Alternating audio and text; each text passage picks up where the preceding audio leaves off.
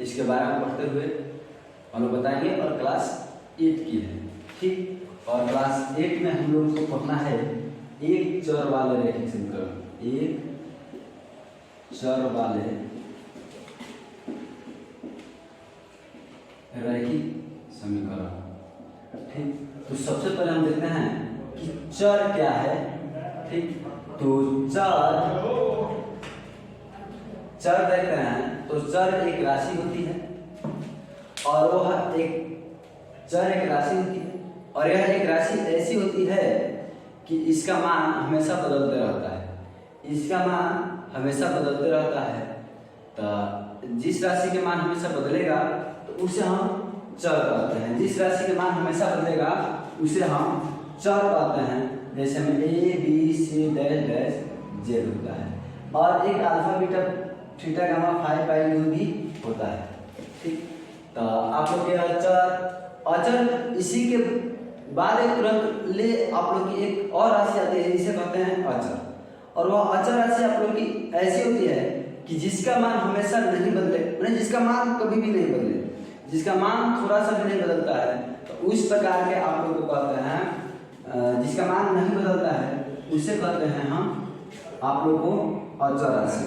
अचर राशि कोई पूछे तो कहना कि अचर राशि एक ऐसी राशि होती है जिसका मान कभी नहीं बदलता है, जैसे 1 2 3 डैश डैश अनंत। तो देखिए हम लोग जाने कि चर किसे कहते हैं, तो चर एक ऐसी राशि होती है जिसका मान हमेशा बदलती है उसे चर राशि कहते हैं। जैसे में A B C dash dash आप लोग को जेड तक alpha beta gamma theta phi pi यू बिंदु होता है। और इसी में एक और राशि आप लोगों को कि अचर राशि एक ऐसी राशि होती है, अचर राशि एक ऐसी राशि होती है जिसका मान हमेशा, जिसका मान नहीं बदले, जिसका मान नहीं बदले उसे कहते हैं अचर राशि कहते हैं, ठीक। अब देखिए समीकरण रैखिक समीकरण है, तो रैखिक का मतलब होता है कि एक घात होनी चाहिए, किसी भी बहुपद किसी भी समीकरण के एक घात होनी चाहिए। तो जिस समीकरण के एक घात, अब घात किसका होनी चाहिए, तो घात हमेशा चर की होनी चाहिए, घात हमेशा चर की होनी चाहिए।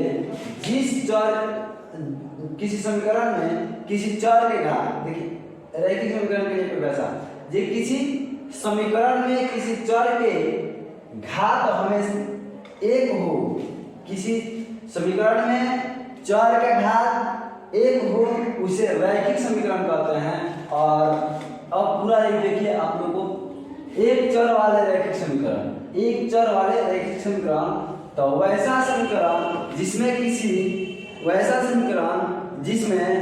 एक चर के साथ साथ आप लोगों को एक घात भी होनी चाहिए, उसे कहते हैं रैखिक समीकरण। जैसे आप देखिए x + 5, तो देखिए यह समीकरण नहीं है लेकिन बराबर हम 0 कर दें तो यह अब समीकरण हो गया, ठीक। यह एक समीकरण हुआ। तो अब देखिए यहाँ समीकरण जब हुआ तो यहाँ देखिए एक चर है, चर के मतलब ABCD देखे चाहे अल्फा बीटा थीटा फाई पाई देखा, तो एक चर हुआ।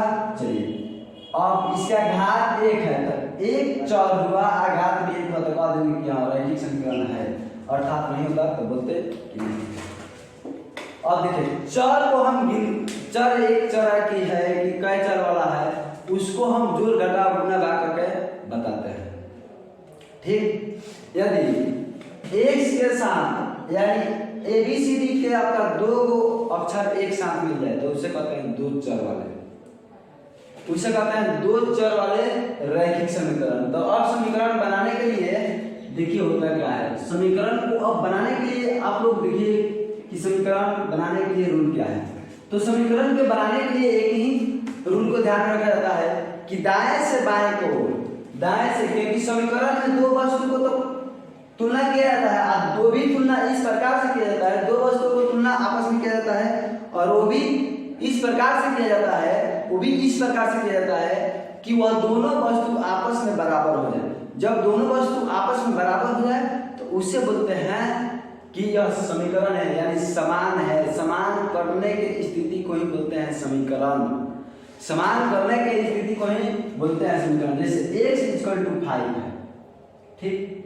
तो यह समान है, यानी x का जो वैल्यू है वह 5 के बराबर है, 5 का जो वैल्यू है वह x के बराबर है। ठीक। तो अब यहाँ कुछ रूल भी काम करता है कि यदि प्लस आप बराबर का चिन्ह है तो आपको LHS इक्वल टू RHS, यदि आपको LHS में प्लस का चिन्ह दिखाई दिया तो यह प्लस से प्लस कर उधर जाएगा, यानी LHS से इसको हम उठाकर RHS में लेकर आएंगे तो माइनस में चला जाता है। ठीक। अब यदि यहाँ आपको माइनस में दिखाई दिया, LHS में माइनस में दिखाई दिया तो LHS को उठाकर हम अगर RHS की ओर ले जाएं तो अब हो जाता है प्लस। यदि LHS में हमको गुना दिखाई दिया तो RHS में भाग, यदि भाग दिखाई